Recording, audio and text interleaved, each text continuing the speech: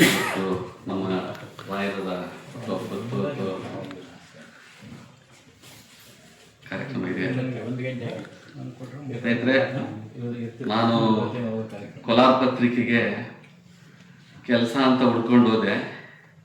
ನಮ್ಮ ಯಜಮಾನರು ಕೂತಿದ್ರು, ಬಾರಯ್ಯ ಕೂತ್ಕೊಳ್ಳಯ್ಯ ಅಂತ. ಒಂದು 5 ನಿಮಿಷ ಅವ್ರ ಜೊತೆ ಮುಂಚೆ ಅವಾಗವಾಗ ಹೋಗಿ ಬಂದಿದ್ದು ನೆನಪಿತ್ತು ಅಷ್ಟೇ, ಅಷ್ಟೊಂದು ಪರಿಚಯ ಇರಲಿಲ್ಲ. ಸರಿ ಕೂತ್ಕೊಳ್ಳಪ್ಪ ಅಂದರು. ಎಲ್ಲಿ ಯಾವ ಊರು ಎಲ್ಲ ಡೀಟೇಲ್ಸ್ ಎಲ್ಲ ಕೇಳಿದರು. ಸರ್ ನಾನು ಇಂಥ ಊರು ಈಗೆಲ್ಲ ಡೀಟೇಲ್ಸ್ ಇಂಥ ಕೆಲಸ ಮಾಡ್ತಾ ಇದ್ದೆ ಎಲ್ಲ ಹೇಳಿದೆ. ಸರಿ ನೋಡಪ್ಪ ನಮ್ಮ ಜೊತೆ ಇರಯ್ಯ ಇವತ್ತಿನ ಆಚೆಗೆ. ಸರಿ ಇಲ್ಲಿಗೆ ನಾನು ಅವ್ರ ಜೊತೆ ಒಡನಾಟ 28 ವರ್ಷ. ಸೊ 28 ವರ್ಷದಲ್ಲಿ ಅವರು ಹೆಂಗೆ ನಮ್ಮನ್ನು ಬೆಳೆಸಿದ್ರು ಅಂದರೆ, ಒಂದು ದಿವಸ ಕೂಡ ನನಗೆ ಹರ್ಟ್ ಆಗಂಗೆ ಮಾತಾಡೇ ಇಲ್ಲ. ನನಗದು ಅವರು ಇಷ್ಟ ಆಗ್ಬಿಡ್ತು. ಎಂಥ ಸಂದರ್ಭನಾಗಿರಲಿ. ಎಕ್ಸಾಂಪಲ್ ನನ್ನ ಸಮಯ ಹೆಂಗಂದರೆ 10 ಗಂಟೆ, ನಾನು 11 ಗಂಟೆಗೆ ಬಂದಿದ್ದೀನಿ. ಅವಾಗ ಕೂಡ ನಿನ್ನ ಸಮಯ ಎಷ್ಟಯ್ಯ, ನಾನು ಸಂಬಳ ಕೊಡ್ತೀನಿ ನಿನಗೆ, 11 ಗಂಟೆ ಆಗಿದೆ ಈಗ ಬಂದಿದೆಯಲ್ಲ ಅಂತ ಕೇಳಿಲ್ಲ. ರಮೇಶ್ ಬಂದಿಯಾ, ಬಾ 1 ನಿಮಿಷ ಬೇಗ ಬಾ, ನೋಡು ಇದು ಒಂದು ಕೆಲಸ ತುರ್ತಾಗಿದೆ, ಅಲ್ಲಿ ಹೋಗ್ಬಿಟ್ಟು ಏನೋ ಕೆಲಸ ಮಾಡ್ಕೊಂಡು ಬಾ. ಸೊ ಬರ್ತಾ ಬರ್ತಾ ಏನಾಯಿತು, ಆ ಸಮಯನ ನಾನು ಕೂಡ 10:15 ಬರೋದು ಸಮಯನ 10 ಗಂಟೆಗೆ ಬರೋಂಗೆ ಅವರು ಮಾತಲ್ಲಿ ಹೇಳಿದರು. ಸೊ ಈಗ ನನ್ನ ಪಾಲಿಸಿ ನನಗೆ ಬೆಳೆಸ್ಕೊಂಡು ಹೋಗ್ತಾ ಇದ್ದರೆ ಅವರು ಒಡನಾಟ ಹೆಂಗೆ ನನಗೆ ಇಷ್ಟ ಆಯ್ತು ಅಂದರೆ, ಈ ಪಾಲಿಸಿಗಳು ಹೆಂಗಂದರೆ ತುಂಬ ಚೆನ್ನಾಗಿ ಏನು ಮಾಡ್ತಾರೆ, ಏನೋ ಊಟ ಮಾಡೋವಾಗ, ಸೊ ಏನೋ ಊಟ ಮಾಡೋವಾಗ ಯಾರೇ ಬಂದು ಕೂಡ ಬರ್ತೀವಿರಪ್ಪ ಸ್ವಲ್ಪ ಕೂತ್ಕೊಳ್ಳಪ್ಪ. ಸೊ ನಮ್ಮ ಯಜಮಾನ ಹಿಂಗೆಲ್ಲ ಊಟ ಮಾಡ್ತಾ ಇದ್ರು ಕೂಡ ನಾವು ಕೆಳಗಡೆ ಬೆಲ್ ಮಾಡಿದರೆ ಜಸ್ಟ್ ಬಂದುಬಿಟ್ಟು ಬೆಲ್ ಯಾರೋ ಬಾಗಿಲು ತೆಗೆದು ನೋಡಿ ಕೀ ತೊಗೊಂಡು ಹಾಕ್ಬಿಟ್ಟು ಕೂತಿರಪ್ಪ ನಾನು ಬರ್ತೀನಿ ಮಾತಾಡ್ತೀನಿ ಅಂದರೆ ಸಮಯನ ಹೆಂಗೆ ನಾವು ಎಷ್ಟೇ ಬ್ಯುಸಿಗೆ ಕೂಡ ಬಂದವ್ರು ಹೆಂಗೆ ಇನ್ವೈಟ್ ಮಾಡ್ತಾರೆ ಅನ್ನೋದು. ಸೊ ಹಂಗೆ ಜೊತೆಗೆ ಇನ್ನೊಂದು ಏನಂತಂದ್ರೆ, ನಾವು ಎಲ್ಲರೂ ಹೊರಗಡೆ ನಮ್ಮ ಜೊತೆ ಕರ್ಕೊಂಡು ಹೋಗೋರು. ಸೊ ಪತ್ರಿಕಾ ಆಫೀಸಲ್ಲಿ ಎಲ್ಲ ಹೆಂಗೆ ವ್ಯವಹಾರ ಮಾಡ್ತಾರೆ ಅಂತ ಹೇಳಿಕೊಟ್ಟಿದ ನಂತರ ಬೇರೆ ಊರಿಗೆ ನಾವು ಹೋದಾಗ, ಸೊ ನಮ್ಮ ವಾಹನ ಚಾಲಕರಿದ್ದು ನಾನು ನಮ್ಮ ಯಜಮಾನ 3 ಜನಕ್ಕೆ ಹೋಗ್ತಾ ಇದ್ವಿ. ಆ ಊರಿಗೆ ಹೋದಾಗ ಮಧ್ಯಾಹ್ನ ಸಮಯದಾಗ ಊಟ ಗೀಟ ಅಂತ ಅಲ್ಲಿ ನಮ್ಮದೊಂದು ಬ್ರೇಕ್ ಕೊಟ್ಟಾಗ ಸೊ ಹೋಟ್ಲಿಗೆ ಹೋಗ್ಬಿಟ್ವಿ. ಸೊ ನಾವು ಒಂದು ಟೇಬಲು, ನನ್ನ ಡ್ರೈವರ್ ನಮ್ಮ ಚಾಲಕರು ಒಂದು ಟೇಬಲಲ್ಲಿ ಕೂತ್ವಿ. ನಮ್ಮ ಯಜಮಾನ ಸರಿ ಕೈ ವಾಶ್ ಮಾಡ್ಕೊಂಡು ಬಂದು ಹೋಗ್ತಾರೆ.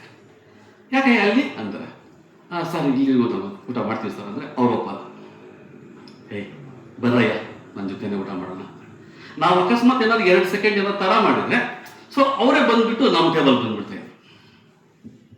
ಅಂದರೆ ನಮ್ಮನ್ನ ಅವರು ಹೆಂಗೆ ಅಂದರೆ ಕೆಲಸಗಾರ ಥರ ಅಂತ ನಮ್ಮನ್ನು ನೋಡಲಿಲ್ಲ. ಅವರು ನಮ್ಮ ಹುಡುಗರೇ ನಮ್ಮವರೇ ಅಂತ ಕರ್ಕೊಂಡು ಬಂದು ನಮ್ಮನ್ನು, ಸೊ ಆ ಥರ ಭಾವನೆಯಲ್ಲಿ ನಮ್ಮನ್ನು ಬೆಳೆಸ್ತಾ ಇದ್ರು. ಬೇರೆ ಎಲ್ಲಾದ್ರೂ ಹೋದ ಸಂದರ್ಭದಲ್ಲಿ ಕೂಡ ಅಷ್ಟೇ, ಅದೋ ಅಧಿಕಾರಿಗಳನ್ನ ಇಲ್ಲ ಇಂದಾದ್ರೂ ಭೇಟಿ ಮಾಡೋಕೆ ಹೋದ ಸಂದರ್ಭದಲ್ಲಿ ಕೂಡ ಅಷ್ಟೇ. ಸೊ ನಮ್ಮ ಕೆಲಸಗಾರರು ಅಂತ ಹೇಳ್ತಾ ಇಲ್ಲ, ನಮ್ಮ ಹುಡುಗ ನಮ್ಮ ಜೊತೆ ಇದ್ದಾರೆ, ಕೆಲಸ ಮಾಡ್ತಾ ಇದ್ದಾರೆ. ಸೊ ಈ ಭಾವನೆ ನನಗೆ ಹೇಳ್ತಾ ಚಂದ್ರು ಹೇಳ್ತಾ ಇದ್ದಾರೆ. ಒಂದು ದಿವಸ ನಮ್ಮ ಯಾವುದೋ ಒಂದು ಮದುವೆ ಕಾರ್ಯಕ್ರಮ, ನಮ್ಮ ರಾಘವೇಂದ್ರ ರಜಾ ಅವತ್ತು. ಸೊ ನಾವೆಲ್ಲರೂ ನಮ್ಮ ಯಜಮಾನ ಸಮೇತ ಮದುವೆಗೆ ಹೋಗ್ಬಿಟ್ಟು ಬಂದ್ವಿ. ಒಂದು 10:30 ಆಯಿತು. ಸರಿ ಇವತ್ತು ಪೇಪರ್ ಬೇಡ, ಸಮಯ ಆಗಿದೆ, ನಂದು ಸ್ವಲ್ಪ ಟಯರ್ಡ್ ಆಗಿದೆ, 10:30 ಬೇಡ, ಯಾಕೆ ಕೆಲಸ ಮಾಡೋದು, ಎಲ್ಲರೂ ನಮಗೆ ಹೋಗಿ ಮನೆಗೆ ಅಂತ ಬಾಲ ಹಾಕಿದ್ರು. 10:30 ನಾವು 10:30 ಗಂಟೆ ಮನೆಗೆ ಹೊರಟಿದ್ವಿ. ಬೆಳಗ್ಗೆ ನಾವು ನಮ್ಮ ಮನೆಯಲ್ಲಿ ಎದ್ಬಿಟ್ಟು ಬೆಳಗ್ಗೆ ಭಾಗ ತೆಗೆದು ನೋಡ್ತೀವಿ, ಪೇಪರ್ ಬಿದ್ದಿದೆ ಕೋಲಾರ ಪತ್ರಿಕೆ. ಯಾವುದೋ ಹಳೇದಿರ್ಬೋದು, ನಿನ್ನೆ ದಿನ ಹಾಕಿರ್ಬೋದು ಹುಡುಗರು ಅಂತ ತಾನು ತೆಗೆದು ನೋಡಿದರೆ ಆ ದಿನಾಂಕದ ಡೇಟೆ. 1 ನಿಮಿಷ ಯೋಚನೆ ಮಾಡಿದೆ. ರಾತ್ರಿ ನಾವನ್ನೆಲ್ಲ ಮನೆ ಕಳಿಸಿದ್ರು, ಯಾರು ಮಾಡಿದ್ರು ಪೇಜು ಅಂತ ಬೆಳಗ್ಗೆ ಕ್ಯೂರಿಯಾಸಿಟಿ ಹೆಚ್ಚಾಯಿತು. ಸರಿ ಆಫೀಸಿಗೆ ಬಂದ ತಕ್ಷಣ, ಸರ್ ಪೇಪರ್ ಬಂತು ಸರ್ ಇವತ್ತು ಮನೆಗೆ ಅಂದರು. ಸರ್ ಯಾರು ಮಾಡಿದ್ರು ಸರ್ ಅಂದರೆ, ಸರ್ ನಾನೇನು ಮಾಡಿದ್ದೆ, 11 ಗಂಟೆಗೆ ಶುರು ಮಾಡಿದೆ, 4 ಗಂಟೆ ಆಯ್ತಯ್ಯ. 4 ಗಂಟೆಗೆ ಅವ್ರ ಪ್ರಿಂಟರ್ನ ಎಬ್ಬಿಸ್ಬಿಟ್ಟು ಪ್ರಿಂಟ್ ಹಾಕು ಅಂತೇಳಿ ಪ್ರಿಂಟ್ ಹಾಕ್ಸ್ಬಿಟ್ಟು ನಾನು ಪೇಪರ್ನ ಕಳಿಸಿದ್ದೀನಿ ಅಂದರು. ನಾನು ಅವಾಗ ಯೋಚನೆ ಮಾಡಿದೆ, ಒಬ್ಬ ಸಂಪಾದಕರು ಇವ್ರು ಹೇಳ್ತಾ ಇದ್ದಾರೆ, ನಮ್ಮ ಅಧ್ಯಕ್ಷ ಹೇಳಿದ ಎಷ್ಟೋ ಜನಕ್ಕೆ ಗೊತ್ತೇ ಇರಲ್ಲ, ಎಷ್ಟೋ ಜನ 4 ಜನಕ್ಕೆ ಗೊತ್ತಿರಲ್ಲ. ಇವರು ಅಷ್ಟು ಸಮಯದಲ್ಲಿ ಒಬ್ಬರೇ ಪ್ರಯತ್ನ ಮಾಡಿ 4 ಪೇಜ್ನ ಕಂಪ್ಲೀಟ್ ಮಾಡಿ, ಸೊ ಬೆಳಗ್ಗೆ ಎಲ್ಲರೂ ಕೂಡ ಪೇಪರ್ ಥರ ಮಾಡಿದ್ದಾರೆ. ಅವ್ರು ಏನಂತಂದ್ರೆ ಅವ್ರ ಪಾಲಿಸಿ ಬದ್ಧತೆ ಮುಂಚೆಯಿಂದನೂ ಹಂಗೆ, ಯಾರೇ ಬರಲಿ ಅವ್ರ ಜೊತೆ ಒಡನಾಟ ಅವ್ರ ಮಾತು ಸೊ ನಮಗೆ ಭಾಳ ಇಷ್ಟ ಆಯಿತು. ಹಾಗಾಗಿ ನಾನು ಕೂಡ 22 ವರ್ಷ ಅವ್ರ ಜೊತೆ ಸೇವೆ ಮಾಡ್ಕೊಂಡು ಬಂದಿದ್ವಿ.